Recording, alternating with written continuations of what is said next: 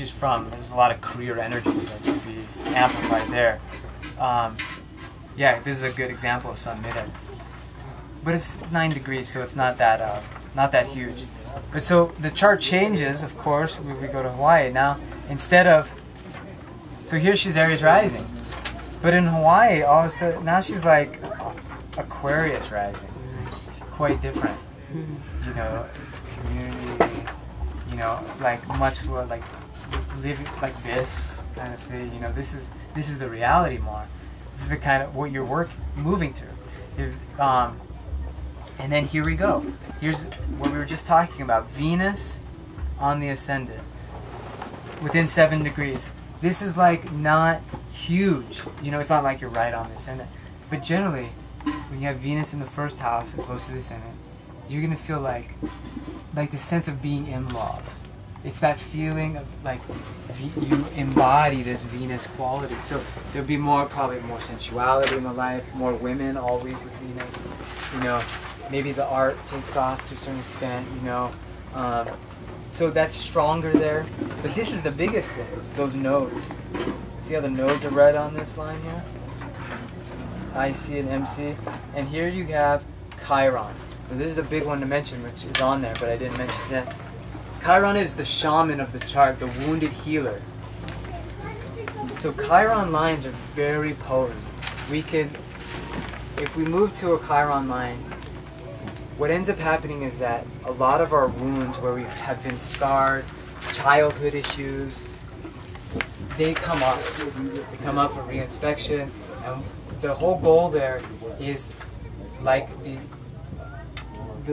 Chiron was a centaur who was wounded by an arrow and he had to heal himself. But he sacrificed himself for humanity, basically. It's a beautiful myth when I tell the whole story, but the point is that like the shaman has to heal thyself.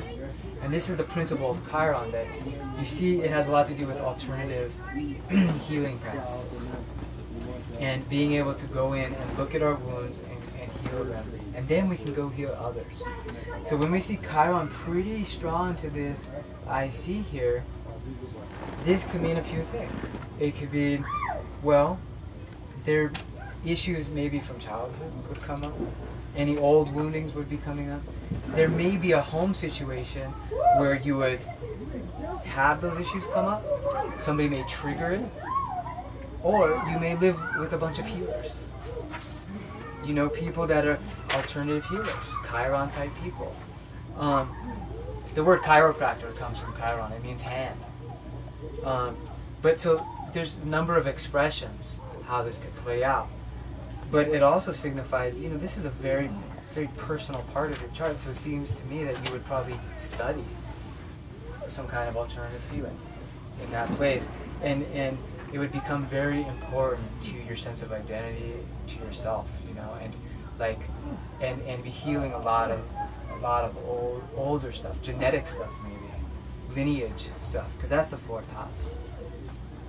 So that's, you know, that's what comes up there, as well as this place would feel incredibly karmic, you know, and probably the place that you live would feel like even the home itself would feel like somewhat, and you would feel like you're seeking your destiny in this place because the North Node is on the 4th. But you may not be recognized as much in the way like you would where you were born, because the sun isn't up there in the 10th house. The moon is in the 5th house, and it's close to this cusp here. That means it's a little bit more potent. Moon in the 5th. The moon is feeling safe and secure through the 5th house activities. Creativity, play, children. You know, there may be working with children or being around a lot of children. But the way you're feeling nourished is through being able to play. You know, and this describes a lot of people's experience in Hawaii too. You know, but they may not all become healers, or they may not all feel like, whoa, this place is really triggering.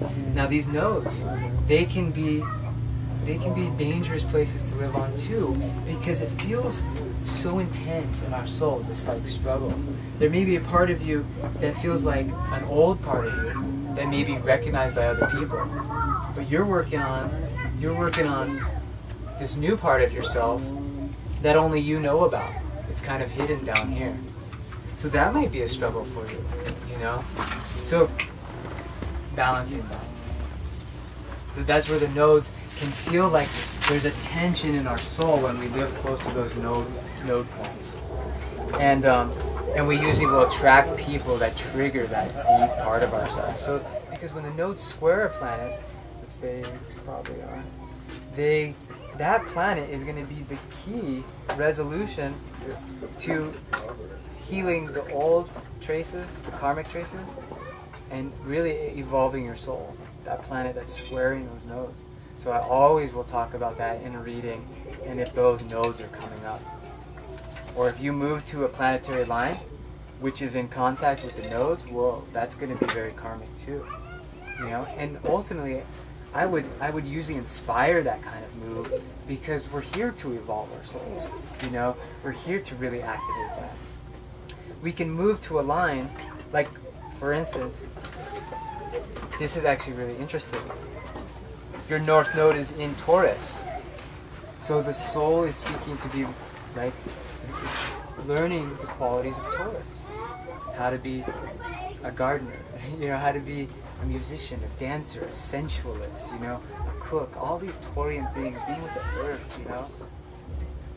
So if you move to a Venus line, which this is kind of a Venus line, close, it's not strong, but you're gonna help your soul evolve to where it's going, because that planet rules your north node. If you move to the Mars line, you're gonna feel a lot more of your old self, your karmic traces coming through. You'll probably bring in more characters from the past. So that's how it starts to get deeper, because we look at who's ruling these parts of the chart.